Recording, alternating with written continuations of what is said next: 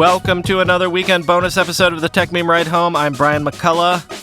So remember that long read from Friday? The one about the supermarkets? I knew a lot of physical retail was under threat from e-commerce, but do we have to worry about the grocery store too? As I said, this was something I had never considered. So read the piece because I got in touch with the author, Joe Fassler, to see what the story is with grocery stores. And yes, there are larger societal and cultural and even cyclical shifts imperiling the traditional grocery market, but it's also tech and e-commerce too, of course. A deeper dive into all of this, plus a look at the star of Joe's piece, the grocery store architect who is trying to blow up the grocery store in order to save it. Please enjoy. So, I mentioned your piece about the grocery industry in this week's long read segment. And the reason that it was fascinating to me is before reading it, I had never considered that supermarkets were a category of retail that was imperiled. You know what I mean? Like in the whole retail apocalypse, sure, Blockbuster videos are gone, malls are going to go away. Maybe people will still want to go to a store to try clothes on, maybe not. But I always assumed that if there was one sort of cockroach that would be around after the apocalypse, sure, it was going to be grocery stores. And your piece made me think for the first time, maybe that's not the case. Yeah, absolutely. I think you're right. I think when we think of the so-called retail apocalypse, it's Toys R Us. It's a lot of these big box stores that just can't compete with Amazon. But the fact and food has steady demand, right? It's not like something like Blockbuster Video where like the VHS tape or the DVD can kind of just be outmoded. Mm-hmm. People are always going to need food. Right. So in that sense, I think you're right that it's a little counterintuitive. But the fact is that the world of food retail is changing rapidly, and the continued survival of supermarkets, at least supermarkets as we know them, is not guaranteed. Well, because it is a little more complicated than, everybody's got to buy their food online. So before we get into the actual piece itself, can we just spend some time looking at essentially the way the supermarket industry in North America has been? Reading your piece, I'm reminded kind of the way newspapers used to be. Supermarkets kind of have had local monopolies for the last 100 years or so. I'm thinking of there's Meijer in the upper Midwest, Publix in Florida, Hy-Vee. I could go on and on and on. Do you have any sense of why the grocery market has, at least until the era of Walmart and stuff like that, maintained its sort of local flavor as opposed to being fully nationalized and chained up and that sort of thing? Yeah, it's a good question. I mean, I think, A&P, for instance, it's not that there haven't been big dominant chains. It's just I think that they have been more sort of regionally oriented, as you mentioned. So before Walmart, there was A&P, which is, of course, now out of business. And that was seen sort of as the great mechanizer that was killing the mom and pop grocery shops of yore. But no, national chains really weren't so competitive in the grocery segment for a long time. And, as you kind of mentioned, it was often sort of by city or by region, and these stores didn't really have a lot of competition. They had competition in the sense that there would often be sort of a thrifty option, a kind of middlebrow option, and a higher end. Right. There would be local competitors like the Pepsi to your Coke in most markets and things like that. Exactly, and they'd be sort of trying to hit different parts of the population. So you go to this place for your luxury goods, you go to this place for your deal, and there was that kind of thing. But for the most part, they didn't really face any competition in terms of, external models or people who were trying to sell food in a different way. If you wanted to buy food from to cook at home, you pretty much had to go to a grocery store. So part of the big pivot that's happening right now is that their actual fundamental model is being threatened. It's not just like there are other stores to compete with. It's like grocery is no longer the only game in town. And not only was grocery the only game in town, but some of the biggest companies in the world essentially were the ones drumming up the demand for what supermarkets did. So by that, I mean, you have Super Bowl commercials that are advertising Budweiser and Oreo and all of these brands. And, where do you go to get those things but your local supermarket? And so supermarkets didn't really have to do much work to get people in the door. It was just kind of obvious. It was assumed. It was sort of the only option that you had. And that's been one of the biggest and most fundamental changes in recent years. Right. Actually, I'm going to come back to that one. But let's kind of go down the list a little bit. So then, so the supermarket chains kind of have this sort of natural monopoly. There's not a lot of competition really. But then comes the Walmarts, the Costcos, and then it's these super shopping centers where it's one-stop shopping for everything. You can get your vegetables and you can get a TV. And so that's the first threat to them, where someone comes to eat their lunch literally by, Walmart adding food and traditional vegetables and fruit and things like that. Absolutely. And one of the things I talk about in the piece is for Walmart, the economics are completely different. They can do things like discount milk so much that they're selling it below cost as a loss leader, so that if you come in and buy a TV or you're buying clothes or whatever, they're happy to give you the milk for free essentially. And that's the kind of thing that has made the sort of hypermarkets, they're called, such an existential threat to grocery stores. Is just their model is completely different. So then there's other secular trends. A couple years ago, the numbers shifted so that now Americans dine out more for the first time ever than they eat at home. Yeah, that happened I think in 2010, and that was supermarket executives had seen that writing on the wall for, since at least the 90s. They, in addition to the encroachment of the Walmarts and the Costcos and that kind of thing, they had noticed that the balance was tipping away from them in terms of how were people eating, dining out versus eating in. And that did finally shift in 2010, and it's continuing to go in the balance of eating away from home or meals prepared outside of home, even if they're eaten in the home. And that's another big problem that they're really facing, as people have less time to cook. They're doing it less often, and that's a fundamental threat to the business model. So then you do have the rise of e-commerce, which, e-commerce is 20 years old or more at this point, but it has taken a while for the grocery component of it to be a thing. In your piece, about 3% of groceries are currently bought online, but that could go up to 20% within 5 years or so. So this is the writing's on the wall for e-commerce taking a bigger piece of the pie. Yeah, supposedly. I mean, we don't really know what's going to happen, and it's worth pointing out that I think that the current impact of e-commerce on grocery, I think, is very oversold. It's still, only a sliver of groceries really are sold online. And there are a lot of kinks to work out before that becomes the norm. Not just some of the issues that Amazon is facing in terms of, if packages are being delivered constantly, how do we make sure that they're actually getting inside people's homes and not just getting stolen off the front porch? But also things having to do with food safety, when it comes to to meat and some highly perishable items,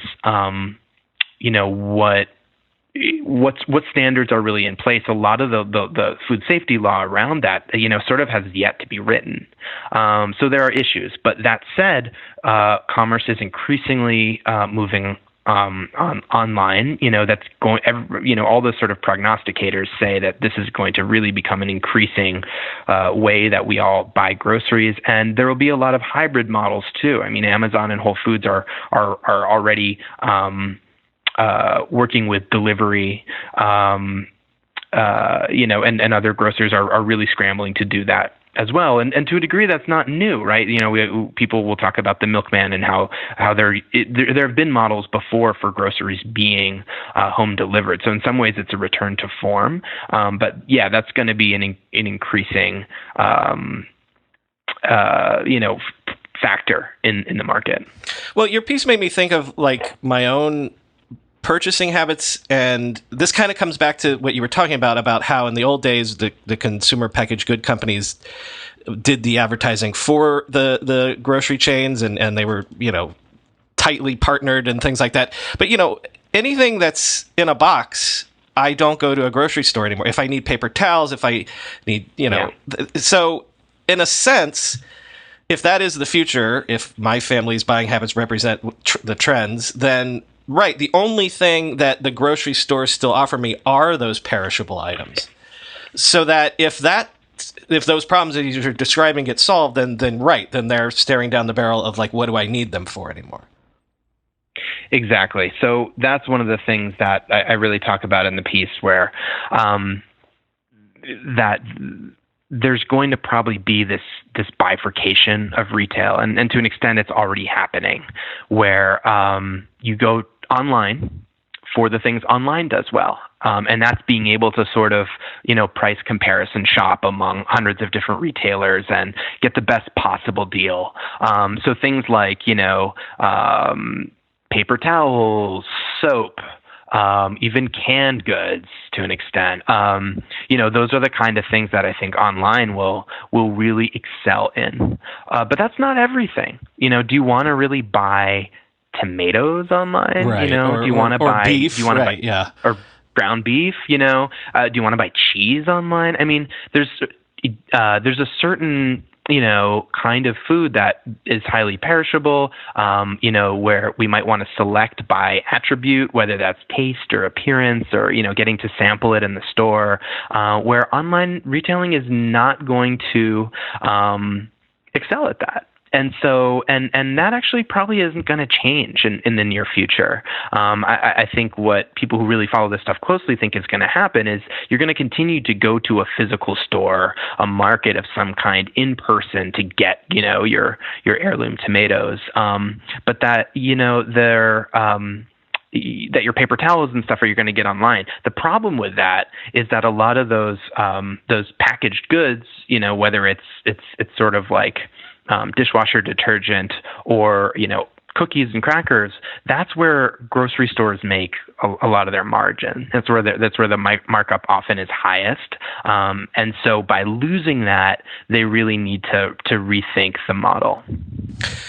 So, you're painting a picture of like the traditional grocery store is getting it from all sides because they've already had to compete with Walmart for years on price and convenience, and now they have to be Amazon. They have to have an online component, and then of course Amazon is coming into their space with Whole Foods, and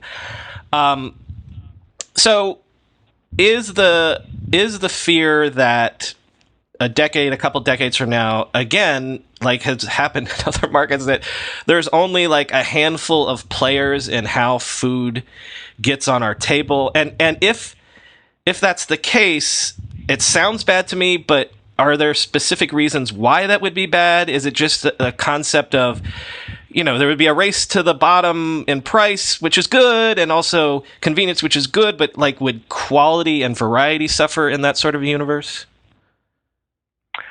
Yeah, so I think there's a number of different factors to look at that, but I think most of the research into monopolies shows that monopolies are not good for the consumer, and price tends to go up and people overpay, and so I think that you will, with fewer and fewer players, you start to see that kind of thing. I mean, I live in Brooklyn, and there's really only one full service supermarket within, walking distance of my apartment, and the prices there are just outrageous.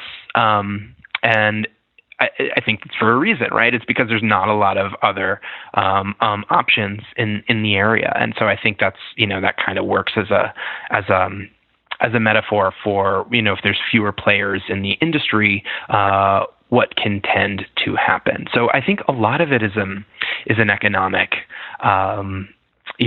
consideration, but it also, in terms of the variety of food, if you have to be, a huge agricultural conglomerate in order to sell at the scale that works for a Walmart, then that means that there's only going to be a certain approach to farming that's very sort of focused on commodities and yield, and production being like the only factor that matters. That is increasingly the dominant thing. And so if there are not stores that are more nimble and able to work with farms of different sizes and different approaches and different value systems, then I would argue that, something might be lost in that as well. If only the very biggest can play, that means our agricultural system, and thus the actual land that we live on and the water that we drink is going to be a reflection of that. So that might give us pause. But just too, it's also sort of, a personal ethical choice. I think it's like food is so integral. It's so personal. It's literally what sustains us. And you have to ask, as a citizen, like, is that a good situation to be in? If really only a handful of the most powerful companies on earth are the ones kind of calling the shots about how we eat and what we eat and what's available and how much it costs, is that something we feel good about? And I think that's certainly a set of questions that are motivating the main character in my piece, Kevin Kelly, who is an architect who's really a kind of supermarket ghostwriter, and he's trying to save the grocery store. And I think what keeps him up at night is, grocery stores have traditionally been a very, very diverse industry, where every town and city has its own options, and compared to something like the movie industry, where there's a sort of handful of big production companies, it's incredibly diverse. And in his view, that's been an extremely important thing for American commerce, and he fears that going away. So I think those are all things that are really worth considering. So, as you're saying, the piece mostly focuses on this grocery store architect, Kevin Kelly, or the firm it's something else Kelly, somebody else Kelly. Shook Kelly. Shook Kelly, his partner Terry Shook. So it's Shook Kelly. So his strategy, and it's funny also because reading the piece, it reminds me of so many other stories like this, where it's like he's trying to convince these old white dudes that they have to redesign their stores in a different, emotional way, and he's like trying to reinvent the wheel for these guys, essentially. But what is his basic, if you could sum it up, like his basic philosophy in his mind, how the supermarket could be reimagined to remain relevant? Yeah, I think if I had to sum it up in 2 words, I would say that he would say stories matter, or storytelling matters. Because for years, supermarkets didn't have to make the case for themselves. Everyone needed food. It's here, come get it. If you build it, they will come. Exactly. And it truly was, put up a store and people would come buy food there.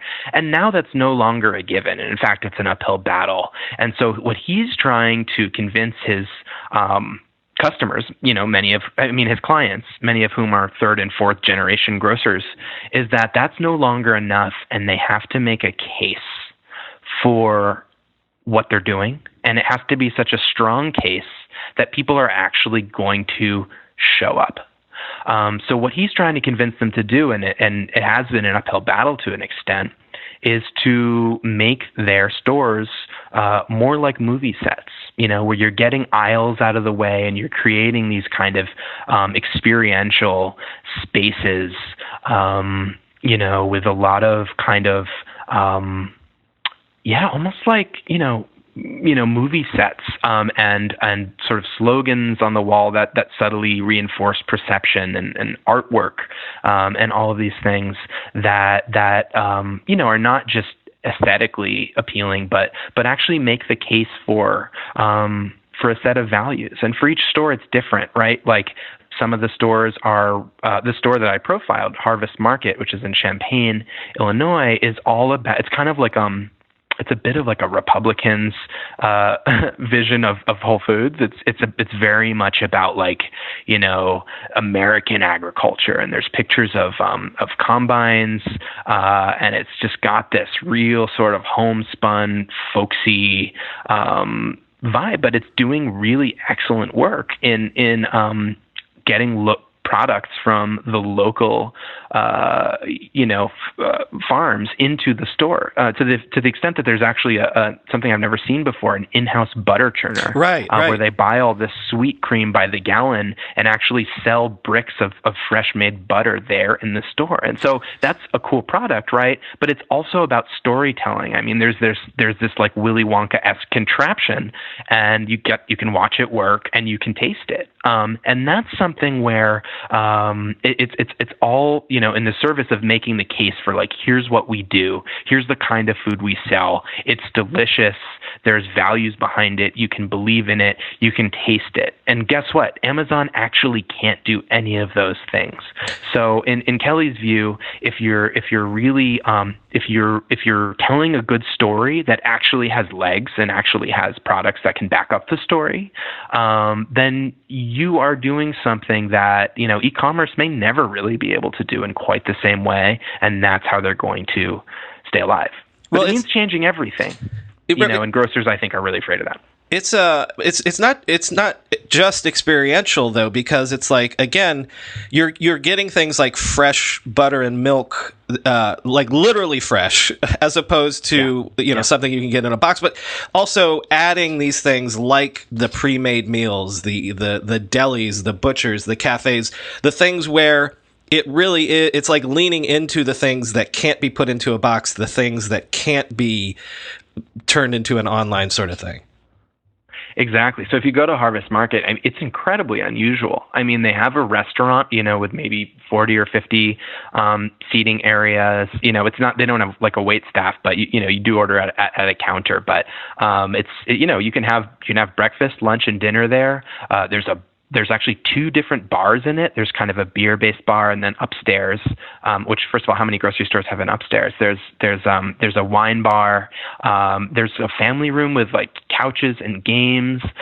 There's an educational center where they do cooking classes and other things of that nature. So it's really functioning kind of almost like a community center, and it's really, really different from what most grocery stores offer. And I think that's very threatening to people. I mean, the business has been done a lot. It's been done the same way for a very, very long time. And I think some of his clients have a hard time not only just learning new skill sets, but just branching out from what they've always known. So that's one of his central challenges is saying, like, your store can be here. It can exist in the 21st century, but it's going to mean changing the way you do business. And he always says, if you're not in the restaurant business in 5 years, you're going to be out of business. Right, the restaurant business as opposed to the walking down the aisles business. Because, like, the analogy that I thought of was like, it's sort of like the Apple Store, where instead of learn how to do Photoshop, it's like learn how to cook. And then also you're describing like in the cafe, there's people sitting there on their laptops for the whole afternoon and hanging out. So it's like the Starbucks or bookstore sort of model as well. And it's all about like you said, it's a place, it's that third place where people can hang out, where it's not just get in, get out. It's almost the exact inverse of those Amazon sort of cashierless stores. Exactly. It's very different from that. So there's a metric in the industry that they use called dwell time, which is basically, it's a fancy way of saying how long people spend in the store. And basically the sort of logic around that is if you can increase dwell time without increasing frustration. In other words, if people are staying in the store longer, but it's not for an annoying reason, like the lines are too long or moving too slowly, then they'll buy more and they'll return more often. And so these are all ways of trying to increase dwell time, of getting people to hang around, of like making it kind of their home and a place that's where they're willing to go to not just to shop and complete a chore, but to like experience an aspect of life that they enjoy, whether it's eating or gathering with friends. And that's very different from the kind of frictionless Amazon experience, which is about getting in and out kind of as quickly as you can. So I should say it's a little more complicated than that, because part of the Amazon store model, what it has going for it, is a novelty, right? So part of it too, it's not just that it's easy and you go in and out, but it is its own form of storytelling. And it's a story about, look how exciting our technology is, look how futuristic it is. Isn't it cool that you can just leave without paying? Aren't we sophisticated? And so it's not to say that those stores don't have their own narrative that they're going for and aren't a kind of movie set of their own, but it's just a very different kind of story. Well, you're talking to a fellow Brooklynite, so shout out to Expensive as Hell Union Market and Steve Seatown. And Yeah. So before I let you go, this piece turned me on to the new food economy, which I was not aware of. So just real quick, tell us about the new food economy and what you guys are up to over there. Sure. Yeah, I'm happy to. So we are a nonprofit newsroom covering, American food, basically, is our beat. And we're a bit different from most of the other food publications, in that, we don't do restaurant reviews, and we're not kind of like, ranking the best burgers in the U.S. What we're really doing is looking at the way politics, economics, and culture shape how and what we eat. And so that will, we cover a lot. I mean, we cover restaurants, we cover grocery stores, we cover farms, we cover logistics and warehouses, we cover, politicians, but it's all through the lens of how does food intersect with these larger ideas about labor and the environment, and race and income inequality, and taste and delight as well, like how food intersects with culture. So that's what we do. We're based in New York, but we have freelancers from all over the country. And so we're trying to do as good a job as we can, covering the totality of American food in all its vastness and complexity. Well, and tech, you left out tech. Joe, you'll have to come back. Of course. I mean, that's one of the most exciting things about it. Yeah, it's just so much changing so quickly, whether it's, lab-grown meat on the horizon, exactly. Or we've done pieces about Amazon's, delivery drone blimps that they have patents on and all this stuff. So it's an incredibly exciting time to be on this beat. Well, then hopefully you'll come back and talk food tech again with us sometime soon. Thanks, Joe.